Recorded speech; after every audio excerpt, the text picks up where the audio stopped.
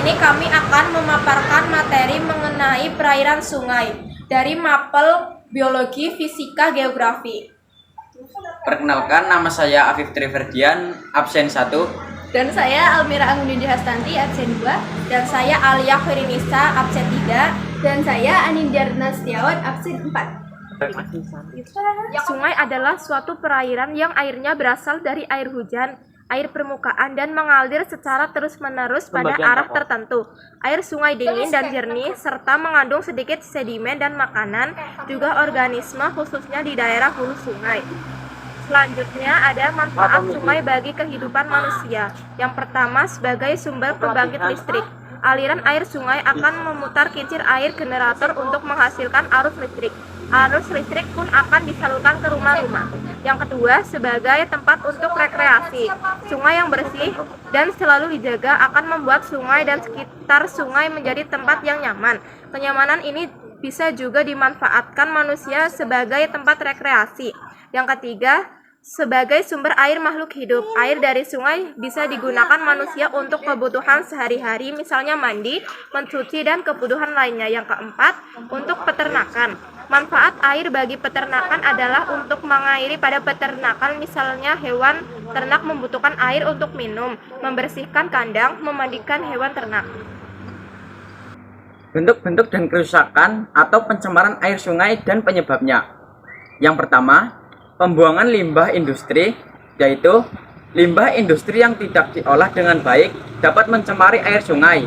Limbah ini seringkali mengandung bahan kimia berbahaya, logam berat, dan zat-zat lain yang dapat menyebabkan kerusakan kualitas air dan mengganggu ekosistem sungai. Yang kedua, penggunaan pupuk dan pestisida, yaitu pemakaian pupuk dan pestisida di lahan pertanian yang berdekatan dengan sumber air sungai juga bisa menjadi penyebab pencemaran air. Zat-zat kimia ini dapat mencemari sumber air dan mengganggu ekosistem sungai. Yang ketiga, pembuangan sampah, yaitu sampah-sampah organik maupun anorganik yang dibuang secara langsung ke dalam sungai juga dapat mencemari air. Sampah-sampah ini akan membusuk dan menghasilkan bau yang tidak sedap, serta zat-zat berbahaya lainnya.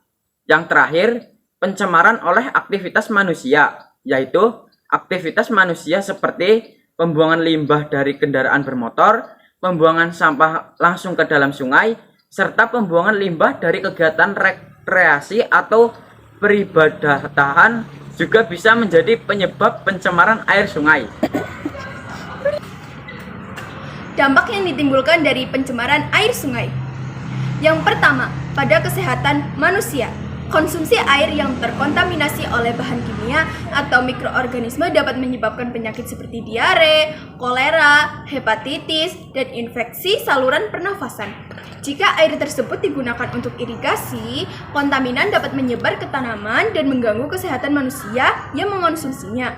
Yang kedua, pada ekosistem air. Pencemaran air sungai dapat merusak ekosistem air dan kehidupan biologis di dalamnya. Kontaminan seperti bahan kimia berbahaya atau limbah industri dapat meracuni ikan, invertebrata air, dan organisme lain yang hidup di sungai tersebut. Hal ini dapat menyebabkan penurunan populasi spesies tertentu dan gangguan dalam rantai makanan. Yang ketiga, kualitas air. Pencemaran air sungai dapat mengurangi kualitas air secara keseluruhan. Bahan kimia berbahaya atau limbah industri yang mencemari air sungai dapat menyebabkan penurunan kualitas air secara visual seperti warna gelap atau bau tidak sedap. Ini juga dapat mengganggu proses alami seperti fotosintesis tumbuhan air. Yang keempat, dampak lingkungan. Pencemaran air sungai juga memiliki dampak lingkungan yang luas, termasuk penurunan kualitas tanah karena kontaminasi melalui sistem drainase atau irigasi. Ini bisa mempengaruhi pertumbuhan tanaman dan produktivitas pertanian di sekitarnya. Akibatnya, suhu di dalam akan lebih tinggi daripada di luar sekitar. Oleh sebab itu, pemanasan global disebut juga sebagai efek rumah kaca.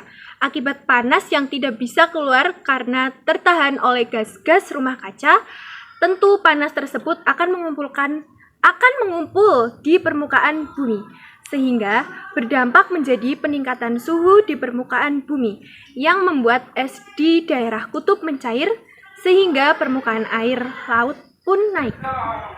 Dampak dari pemanasan global yang pertama yaitu curah hujan dan cuaca tidak menentu sehingga menyebabkan terganggunya hasil panen.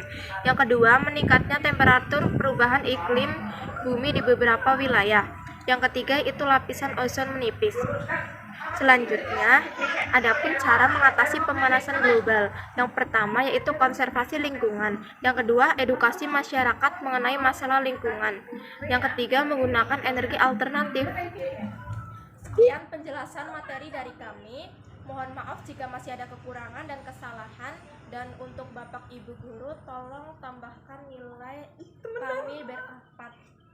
Terima kasih. Wassalamualaikum warahmatullahi wabarakatuh.